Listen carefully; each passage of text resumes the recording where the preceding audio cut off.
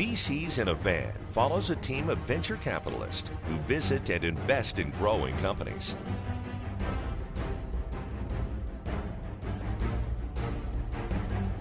You want to learn about a business? You want to invest in a business?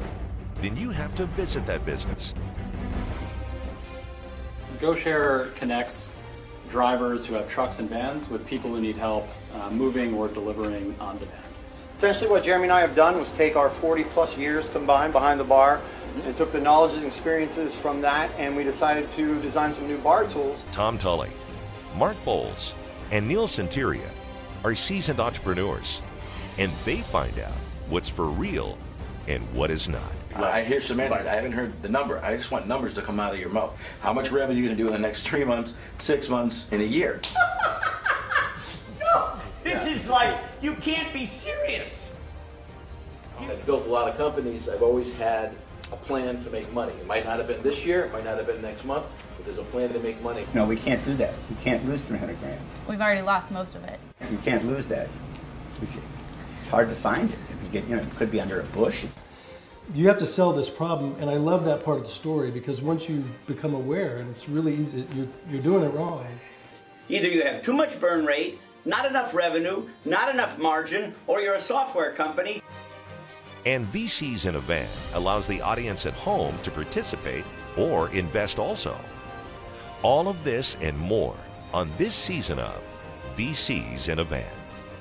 If you want my money, I think you should treat it with a bit more dignity and respect.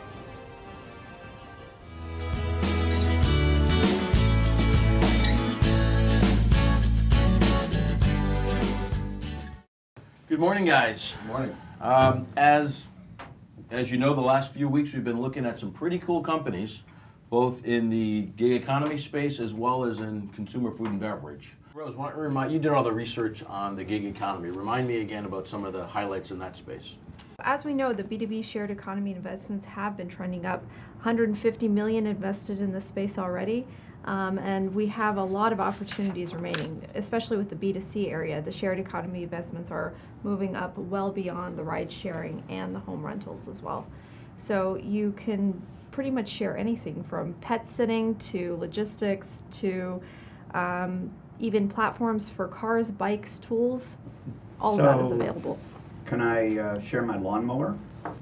I'm sure there is a market out there for that. There is actually a company out of SDSU that is doing lawnmowers and all sorts of any home items. Wow. When's the last time you mowed your lawn, Neil?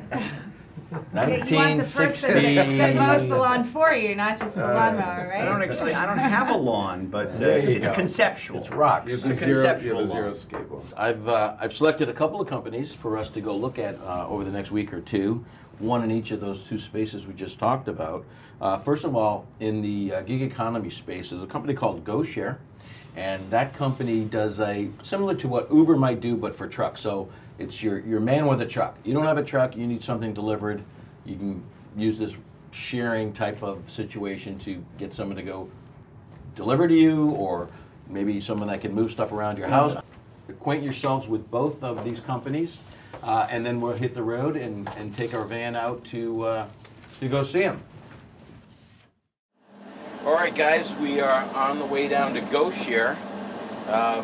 They're a on-demand, your friend with a van. So kind of like Uber, if you need something delivered, you do an Uber app, boom, boom, boom. Someone shows up with a truck, takes your stuff. So Sean Savage is our CEO, and he's prepared a bit of a video to get us up to speed. So let me run that, and then we'll talk about it. Okay, here we go. Roll video. Do you drive a pickup truck, cargo van, or box truck? GoShare connects truck and van owners with people and businesses who need help moving, hauling, or delivering large items on demand. Join GoShare today and be your own boss. Work when you want and get paid up to $61.92 per hour plus tips. Visit GoShare.co/drivers to find out why thousands of truck and van owners love working with GoShare.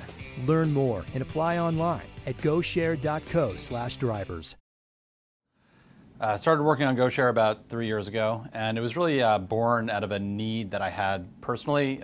Every year, once or twice, I found myself needing to rent a truck for different reasons. So It could have been for moving to a new apartment, or taking a trip to Costco, or running to the recycling center with some junk.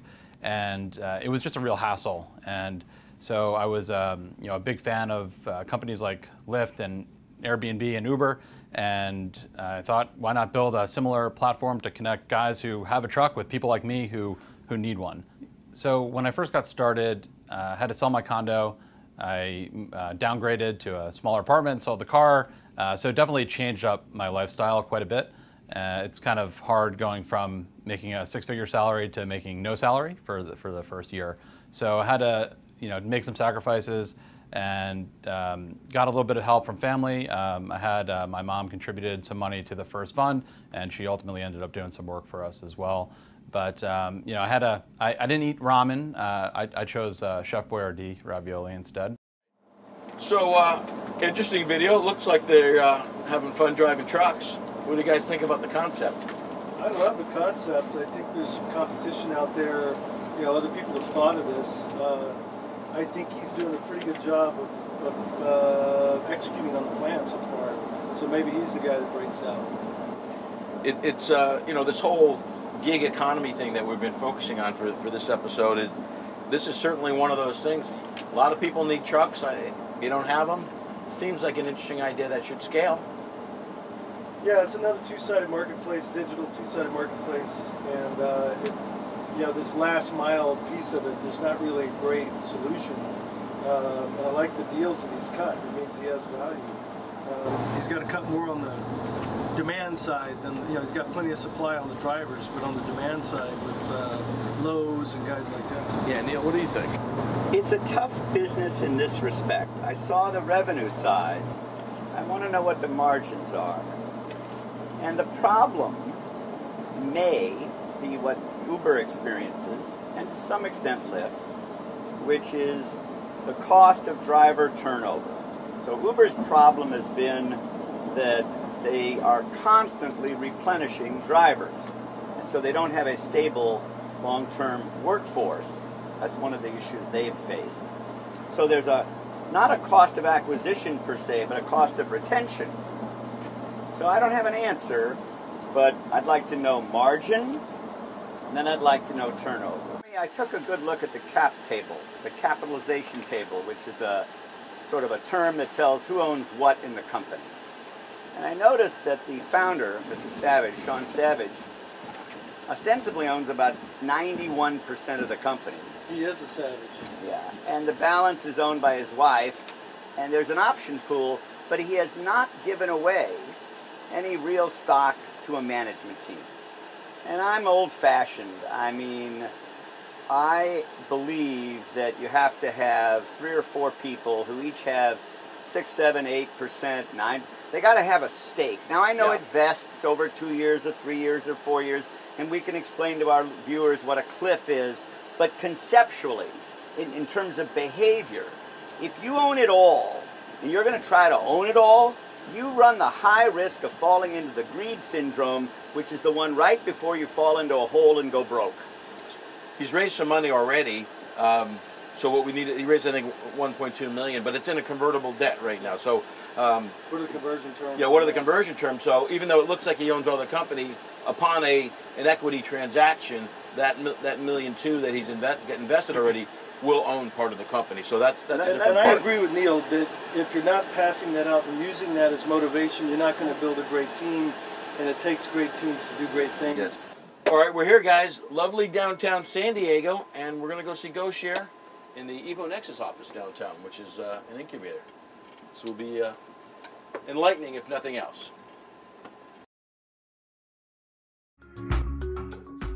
All right. Show us your stuff. Okay.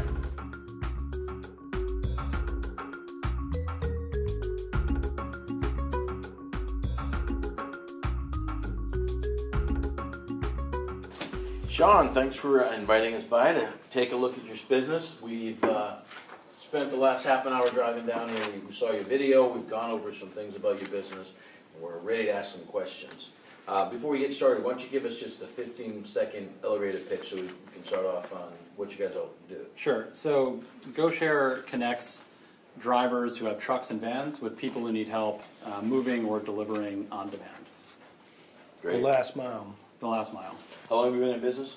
We've been in business for about 3 years. All right. And operating for 2.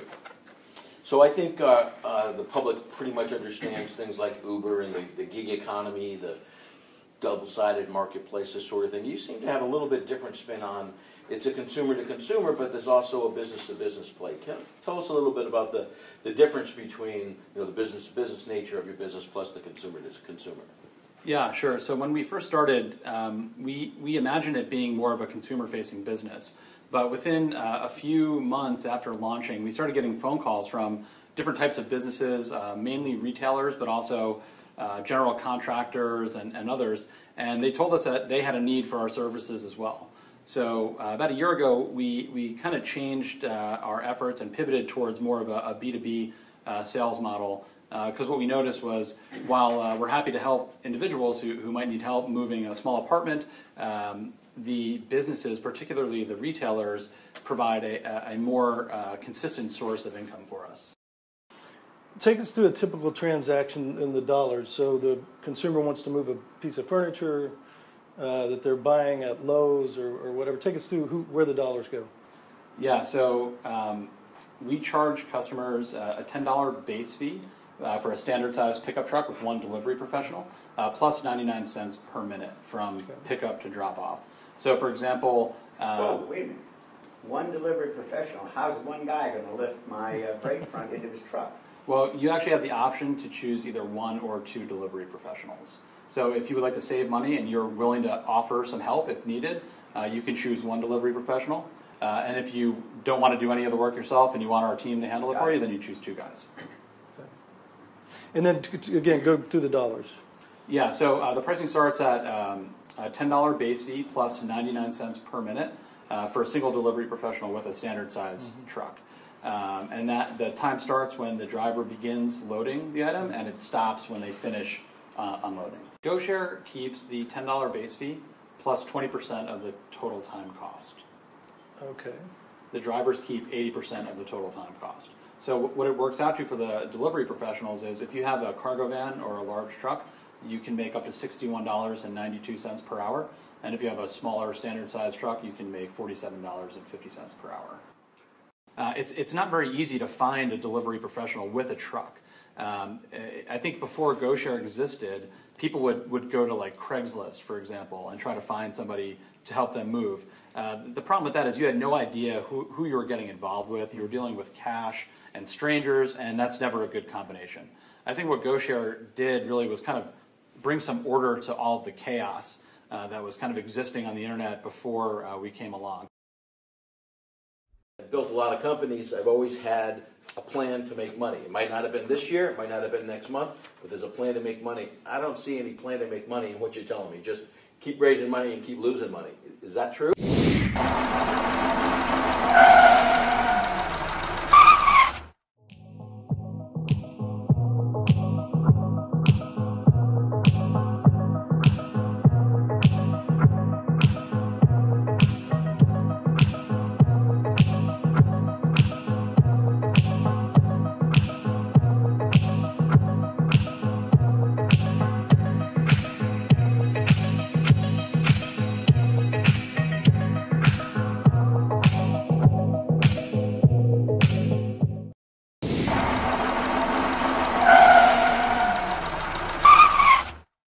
So Sean, while we're talking about numbers, walk me through the revenue a little bit.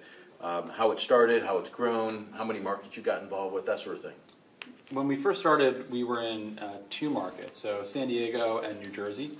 And since then, we've grown into 6 different markets. So currently, the service is available in San Diego, Orange County, New Jersey, Los Angeles, and Atlanta.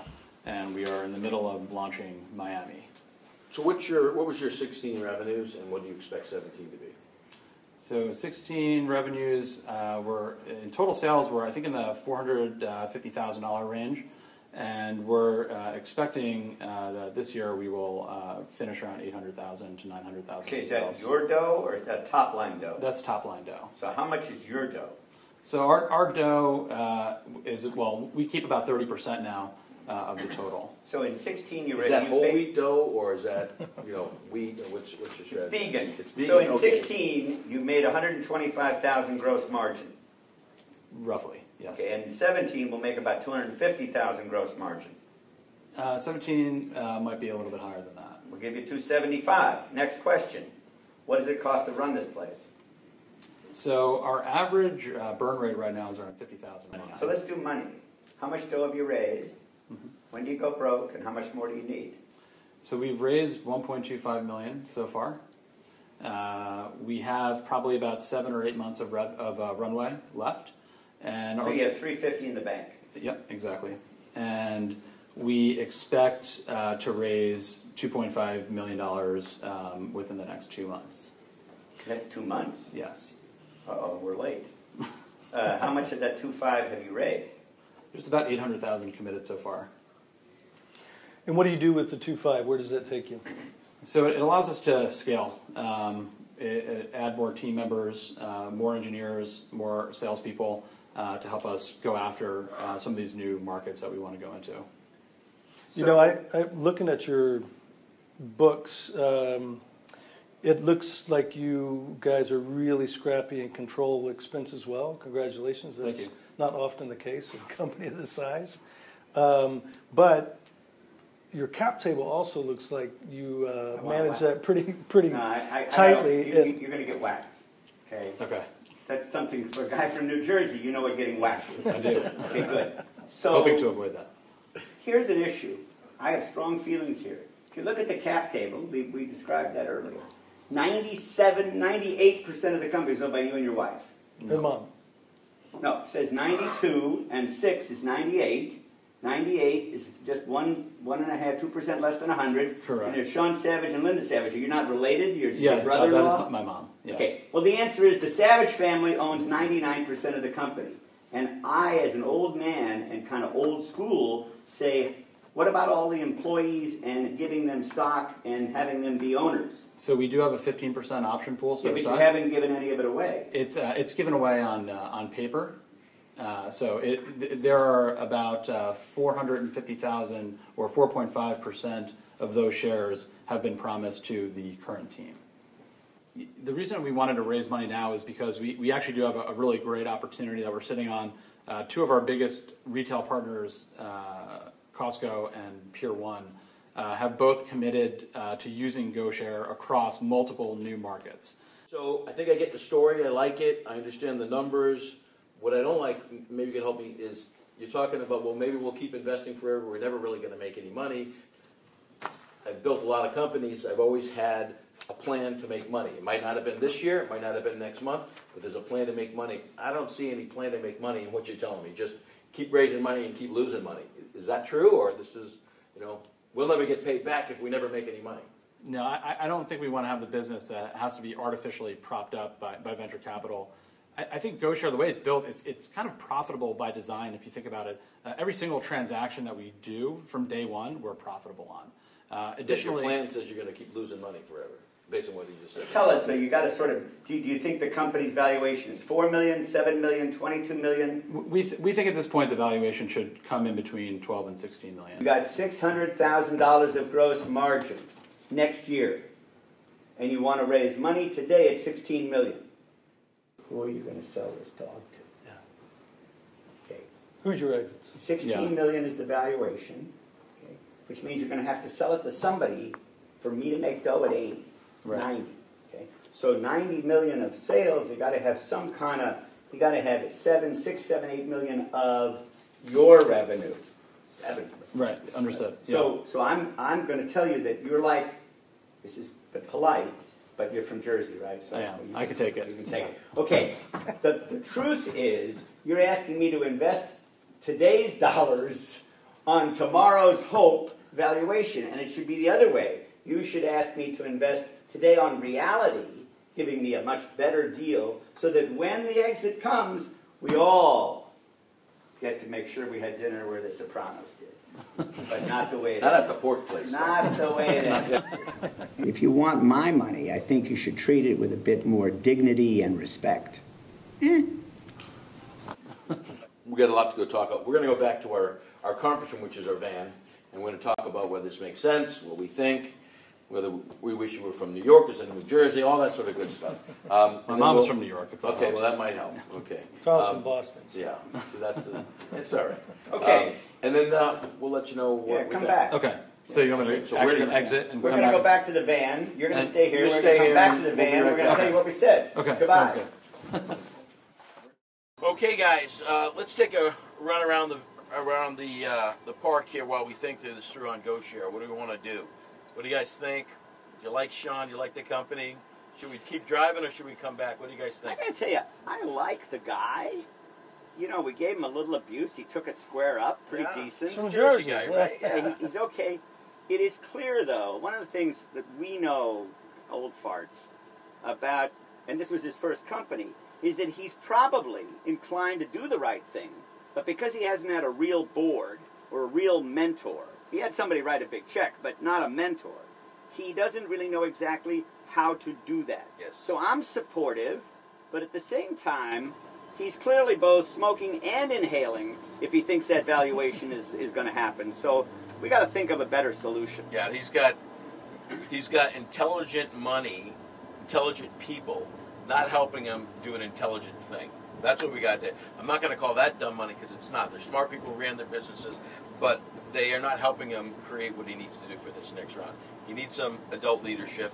It seems like he's very open to that. Okay. But his thinking he can go from where he is right now to a $16, $18 million pre when he's got $600,000 worth of revenue and no path to profitability on a business that anybody can start tomorrow with no barriers to entry, he's smoking. Yeah. So I like the guy. I think we could help. What do you think, Mark? You know, the thing I like best about the deal is the thing that I worry most about the deal, and that is Sean. Sean is scrappy. He's going to make this thing happen. I like him, and he's tight. He manages his expenses, and he manages the cap table that way.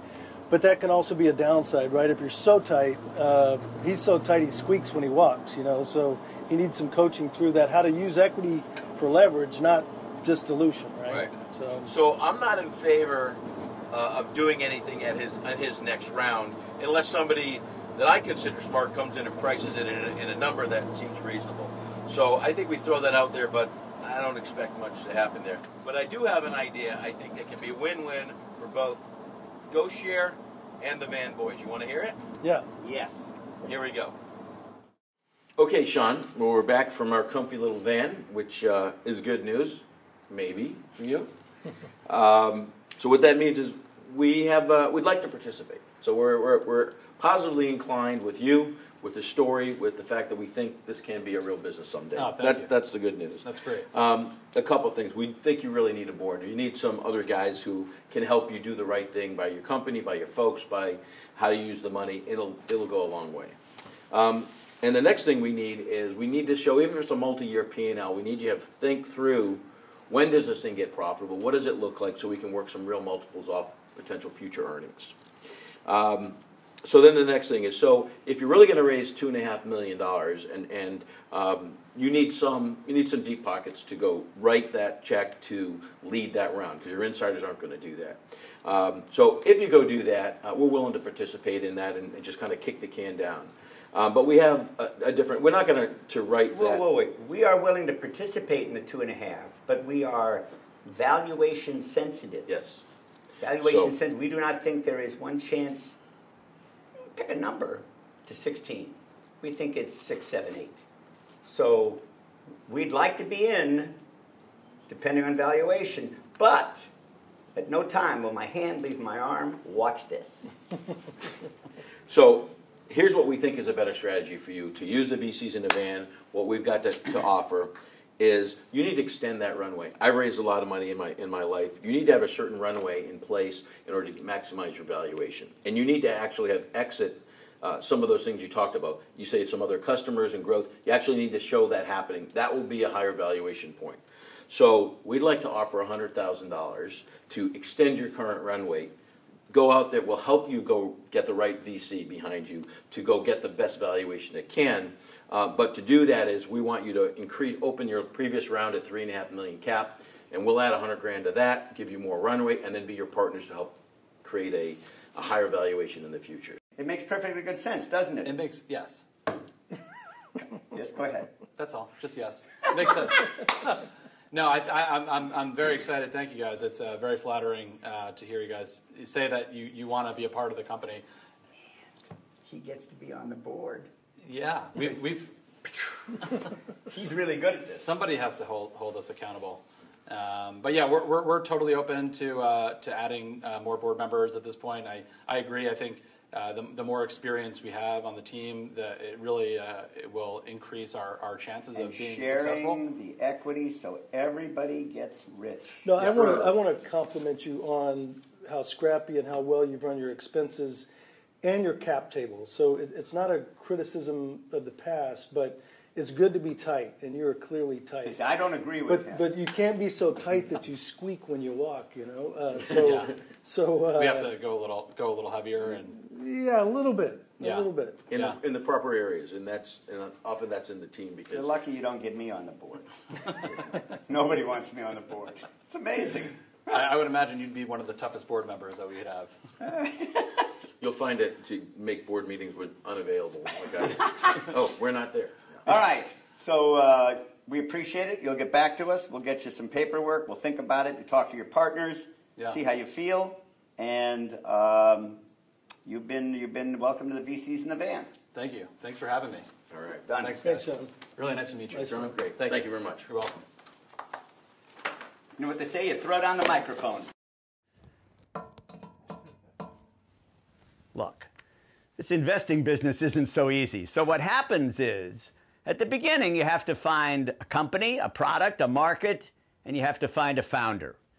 And one of the ways that we try to select really good founders is we ask them the following question. Do you want to be rich or do you want to be king?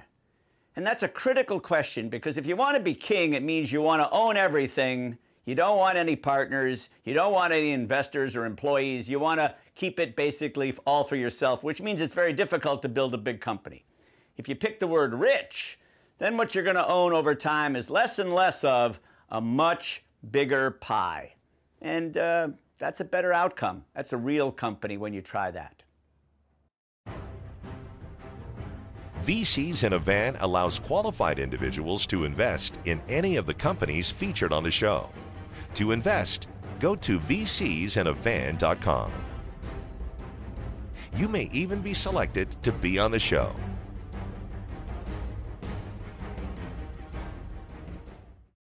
Next week on VCs in a Van. With Rapify, it's just been this month over month, 50+% month over month growth. It seemed like we were untouchable. You got touched.